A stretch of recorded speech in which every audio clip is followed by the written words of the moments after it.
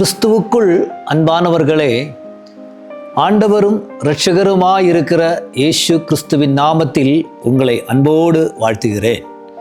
இந்த நல்ல காலை நேரத்திலும் நீங்கள் ஆசீர்வாதமாய் இருக்கிறீர்கள் என்று நான் கிறிஸ்துவுக்குள் நம்புகிறேன்.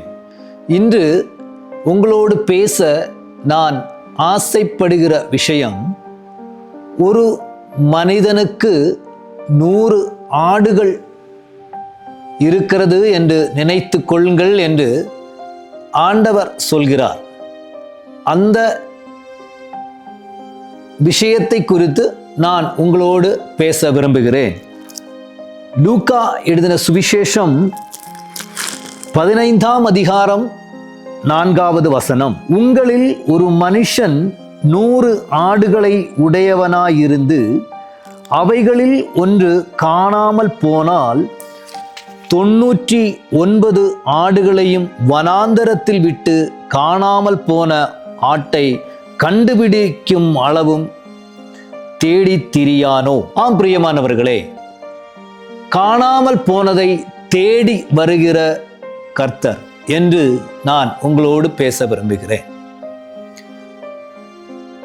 இன்னைக்கு பாருங்க, ஆண்டவர் இங்க சொல்கிறார், 99 ஆடு அவருடைய மந்தையில் இருக்கிறது.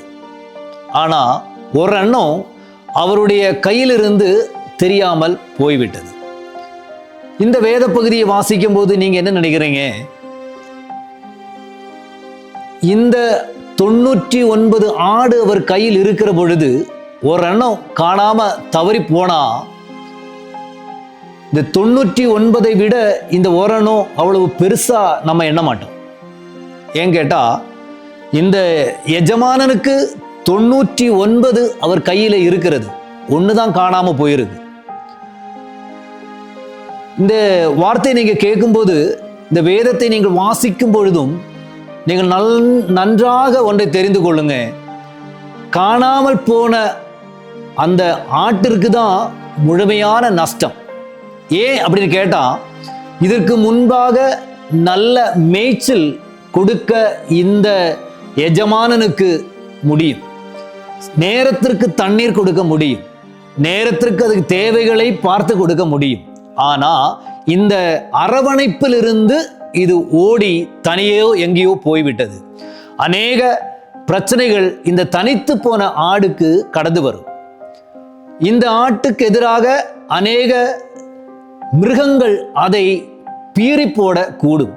இந்த வார்த்தையை நான் பேசும் பொழுது, உங்களிடத்தில் நான் பேசுகிற பொழுது, கர்த்தர் என்னுடைய ஆவிக்குள்ளாக கர்த்தர் சொல்லுகிற ஒரு வார்த்தை, நாம் தேவனுடைய சமூகத்தை விட்டு வெளியே ஏறும் பொழுதும் கர்த்தர் நம்மளை தேடி வருகிறார். எதுக்குன்னா, அநேக சத்துருக்கள் உன்னை பின்தொடர்ந்து கொண்டே இருக்கிறாங்க.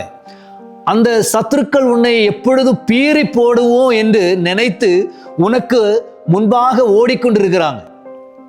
அதற்கு உன்னை ரட்சிக்கும்படியே அந்த 99ஐ விட்டும் உன்னை தேடி, நம்மை தேடி நம் கர்த்தர் கடந்து வந்திருக்கிறார். இந்த வார்த்தையை நீங்க கேட்கும் பொழுது, எங்கேயாவது நீங்க அதை விட்டுட்டு ஆண்டவருடைய சமூகத்தை விட்டு நீங்க ஓடி போயிருக்கிறீங்களா?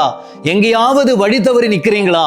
நீங்க எங்கேயோ வேதனைப்பட்டு நான் தனிமையில போயிட்டனே என்று நீங்கள் கதறிக்கொண்டு இருக்கிறீங்களா?